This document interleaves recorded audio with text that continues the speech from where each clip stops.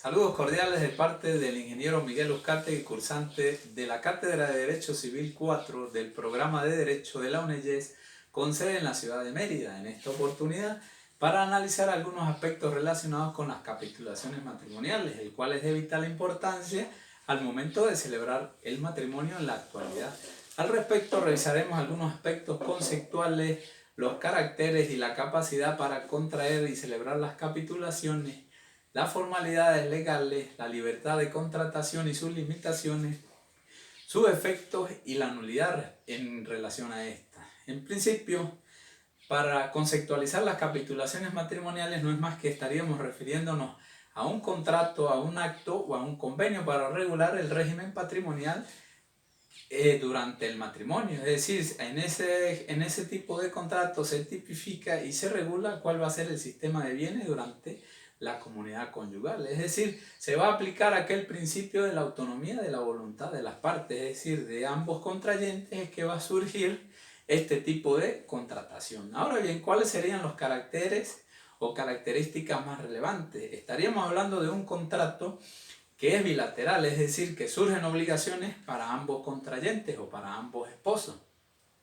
Son contratos accesorios al matrimonio, es decir, que van íntimamente relacionados, tanto las capitulaciones junto con la celebración del matrimonio.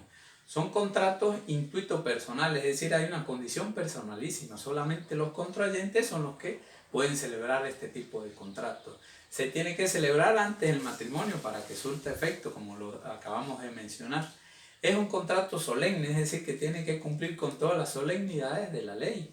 Además de que es un contrato inmutable, es decir, que no se puede modificar luego de que haya sido celebrado.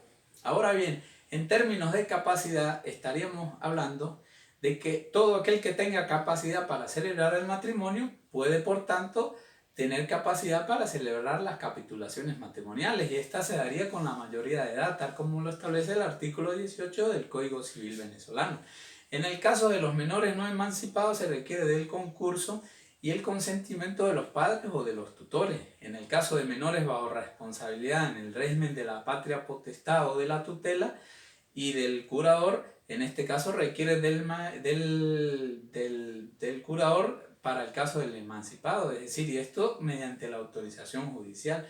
No podrían en todo caso el entredicho, loco no entredicho o la persona que no se encuentre en su sano juicio de celebrar unas capitulaciones matrimoniales porque no tiene capacidad para celebrar un matrimonio.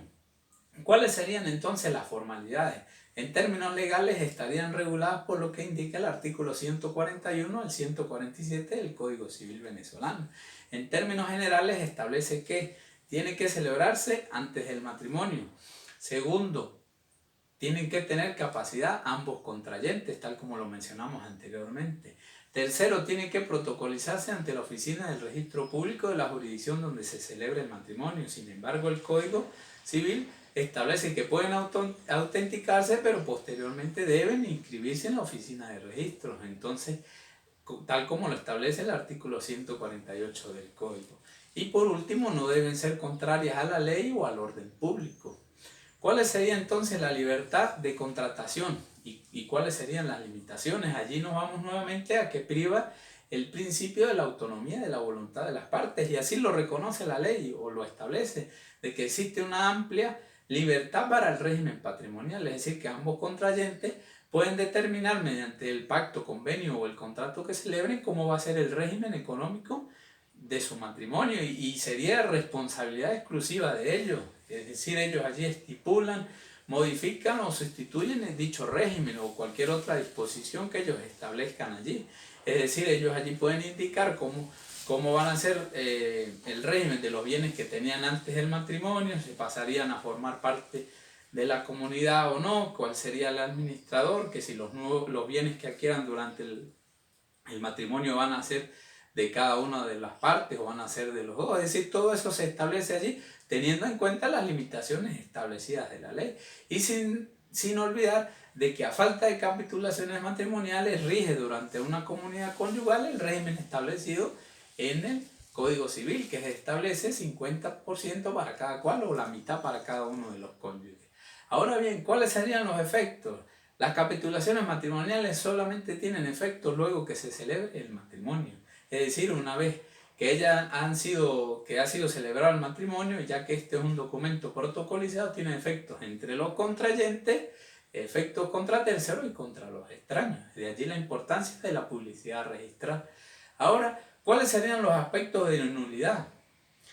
En términos de las capitulaciones matrimoniales estaríamos hablando de nulidad cuando existe alguna ilegalidad o algún vicio en el acto de celebración de las mismas. Es decir, que este tipo de acciones lo haría ineficaces entre los contrayentes y ante los terceros.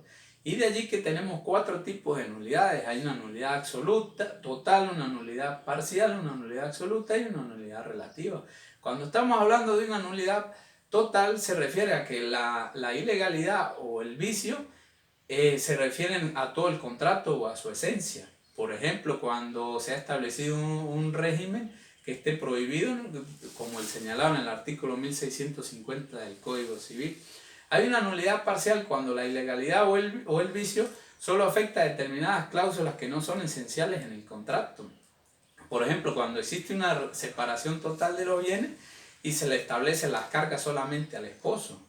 En el caso de una nulidad absoluta, existe violación de normas de orden público o las buenas costumbres. Por ejemplo, hay una violación de la solemnidad impuesta por la ley. Y por último, la nulidad relativa, cuando existe violación de normas legales, imperativas o prohibitivas, consagradas para proteger a alguno de los contrayentes, en el caso de incapacidades o cuando existen vicios de consentimiento. Finalmente, y a modo de conclusiones, tenemos de que las capitulaciones matrimoniales son pactos, convenios, contratos que tienen que celebrarse antes del matrimonio.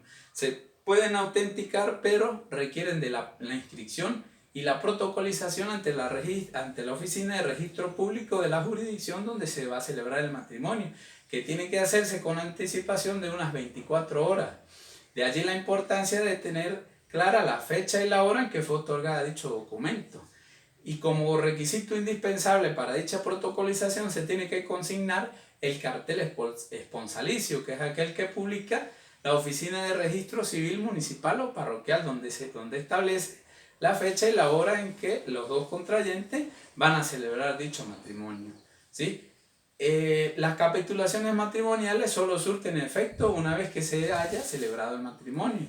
Es decir, los bienes que no estén establecidos en unas capitulaciones matrimoniales se van a regir por lo establecido en el Código Civil. Es el régimen de la comunidad conyugal, es decir, mitad y mitad para ambos contrayentes.